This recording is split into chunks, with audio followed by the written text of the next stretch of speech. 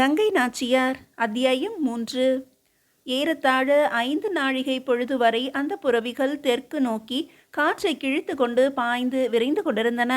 அவ்வாறு செல்லுகையில் பிரதான பாதையில் செல்ல வேண்டும் என்கின்ற நியதியை மறந்து அந்த குளம்படிகள் விரட்டுகின்ற திசை நோக்கி கல் என்றும் முள் என்றும் பாராமல் 4 கால் பாய்ச்சலில் செல்லுகின்ற அந்த வேகத்தை கண்டு அந்த வனாந்திர பிரதேசத்து மிருகங்கள் கூட பயந்து அருண்டு நிலை மோதி ஒளிந்து கொண்டு கவனிக்கின்றன.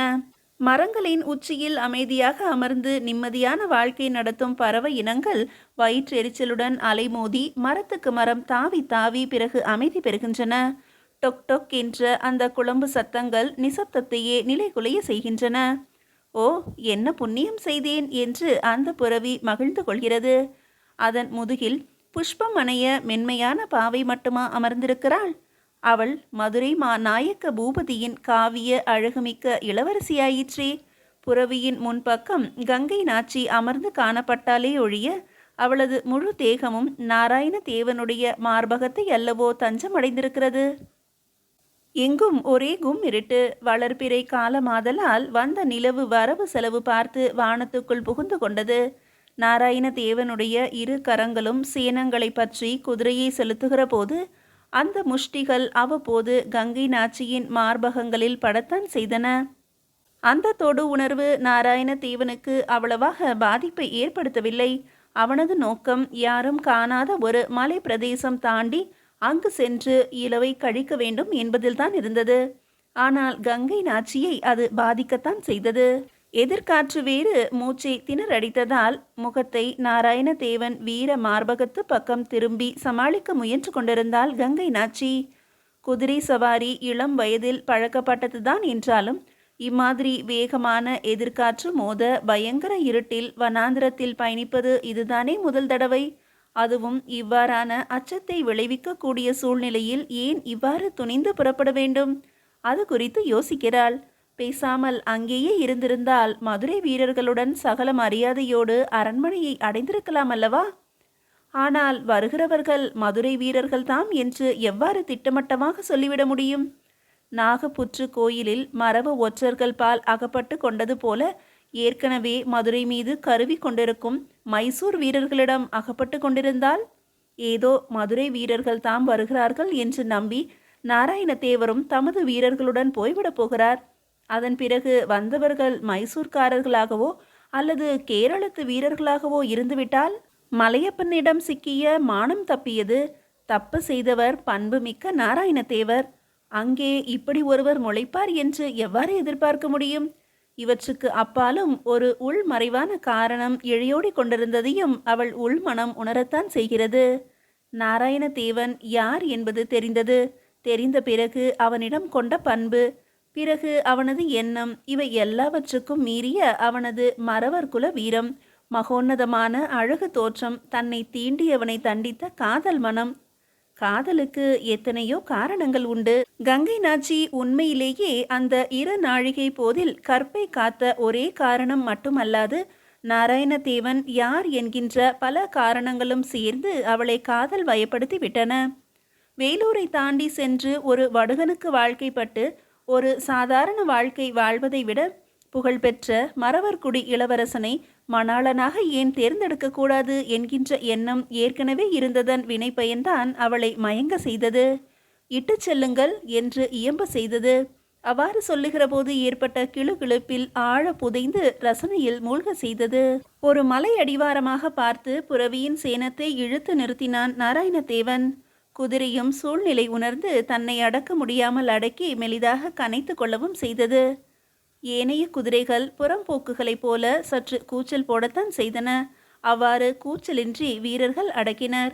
நாராயணதேவன் புறவியை விட்டு இறங்கினான். பிறகு மெல்ல கை தாங்கலாக கங்கை நாச்சியை பற்றி கீழே இறக்கினான். அப்போது அவனுக்கு ஏற்பட்ட ரசனை இனிய ஒரு தெலுங்கு கவிதையை படிப்பது போன்ற ரசனை அது. குதிரையை விட்டு இறங்கிய வேலுத்துறை வேகமாக நண்பனை நாடி வந்தான். இனி பயமில்லை என்பது அவனுக்கு நன்றாகவே தெரிந்தது. இளைய சேதுபதி, அடுத்து என்ன செய்வதாக உத்தேசம்? நாம் வந்த காரியம் வேறு, நடந்ததென்னவோ வேறு. இது எந்த அளவுக்கு என்ன திசை திருப்பம் காண செய்ய போகிறதோ எனக்கு புரியவில்லை. வேலுத்துறை பேச்சை இழுத்தான். தன்னுள் பொருட்செறிவுடன் சிரித்து கொண்ட நாராயணதேவன், வேலு, நான் கங்கை நாச்சியாரின் மகன். அதிகம் விளக்க தேவையில்லை என்று நினைக்கிறேன். பொழுது விடிந்ததும் நீயே நாயக்க இளவரசியை திருமலை பூபதியிடம் கொண்டு போய் சேர்க்கிறாய். அது குறித்து நான் காலையில் விளக்குகிறேன். இப்போதைக்கு நீ இவர்களை மறைமுகமான இடத்தில் பாதுகாப்பாக வை. இந்த தோழி பெண்களுக்கு நீ காவல் நிற்கிறாய்.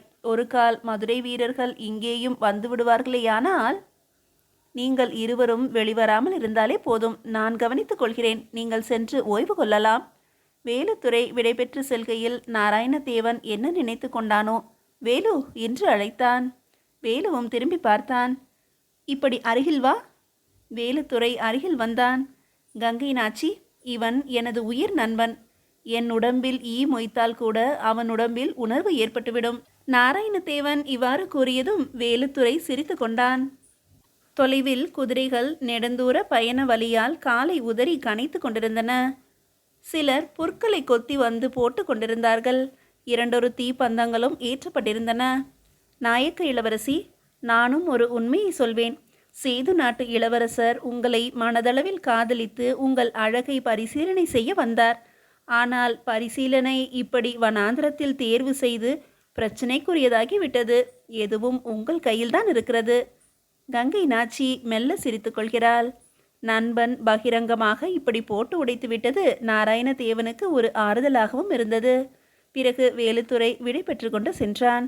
நாராயணதேவனும் கங்கை நாச்சியும் மலை அடிவாரம் சென்று ஒரு மறைவான இடம் நாடி அமர்ந்து ஓய்வு கண்டனர். தூக்கம் வருமா என்ன? தூங்கத்தான் முடியுமா?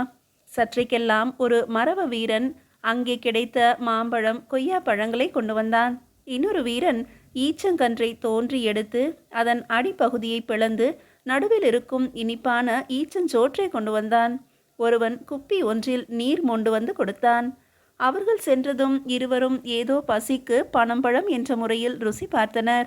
அவர்களது கண்ணுக்குரிய பசி அழகை பருகியது. செவிகளுக்குரிய பசி குரலை பருகியது. நாசிகளுக்குரிய பசி மறவர் மனத்தையும் நாயக்க வாசனையையும் தொலைவிலிருந்து முகர்ந்து கொள்கின்றன. அவற்றுக்கு கீழே இருக்கும் அங்கங்களின் பசியை பற்றி நினைக்கையில் நாராயணதேவன் சிரித்து கொண்டான். அவள் அண்ணாந்து நோக்கினாள். ஏன் சிரிக்க வேண்டும் என்பது மாதிரியான நோக்கு அது. அவன் மெல்ல மெல்ல விளக்க அவள் முறுவலித்து தலை குனிந்து கொண்டாள். ஓ, அந்த சிரிப்பில் முந்திரி பழச்சாராயம் வெட்கி தலை குனிய வேண்டும். அவ்வளவு போதை மிக்க சிரிப்பு அது. ஆந்திரர்களுக்கே உரிய அபரிமிதமான போதை. காற்று சோ என்று வீசிக்கொண்டிருக்கிறது. அந்த தனிமை இருவரையும் என்னென்னவோ கோணங்களில் சிந்திக்க செய்தாலும் யார் யார் எவ்விதமாக தங்களை அடக்கிக் கொள்கிறார்கள் என்பது புரியாமல் அந்த காற்றும் அவர்களுள் புகுந்து பல பாகங்களில் வியர்வை துளிகளை பகைத்து வெற்றி கண்டு இதம் அளித்து கொண்டிருந்தது.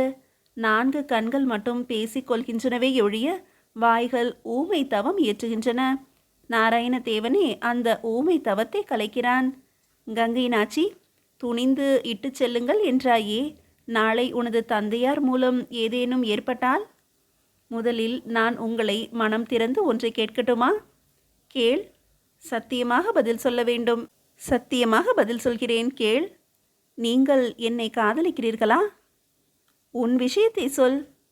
நான் காதல் கொள்ளவில்லையானால் இப்படி இட்டு செல்லுங்கள் என்ற வார்த்தைகளில் 1000 அர்த்தங்களை புதைத்திருக்க மாட்டேன். எனது கற்பு பறிபோயிருந்தால் நான் இளவரசியாவது மன்னாவது, அல்லது நீங்களே பகைமை உணர்வுடன் முரட்டுத்தனமாக என்னிடம் நடந்திருந்தால் நான் என்ன செய்திருக்க முடியும்?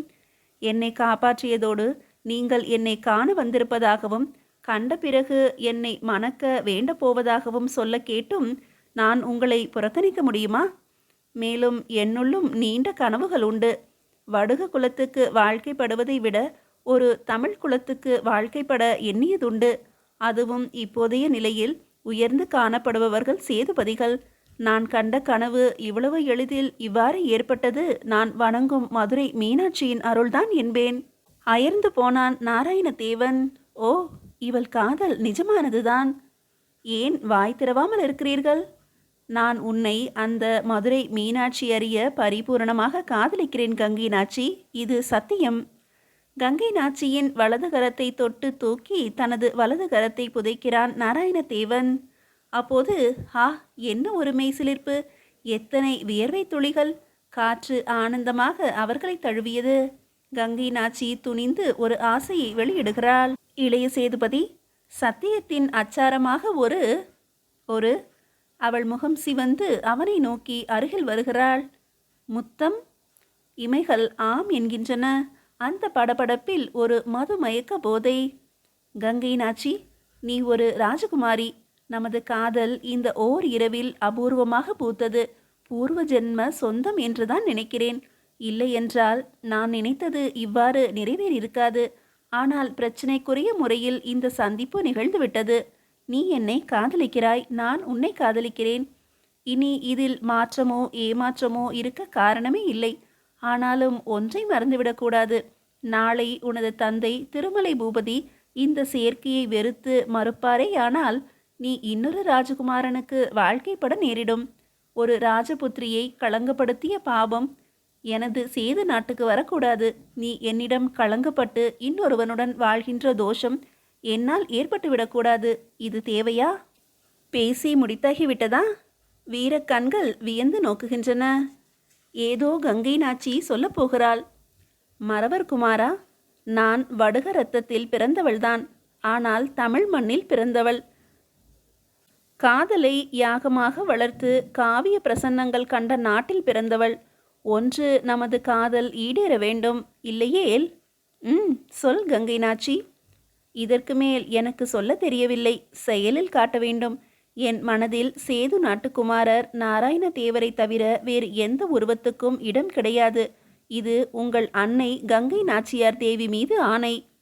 கங்கை நாச்சி இவ்வாறு கூறி முடித்த அடுத்த கணம் 4 அதரங்கள் ஓர் அதரமாக மாறி சங்கமித்து சரண் புகுந்து சகலமும் மறந்து அந்த இரவு போனது தெரியாமல் பொழுது பொன்னாக புலர்ந்து கொண்டிருந்தது. மீதியை அடுத்த அத்தியாயத்தில் காணலாம்.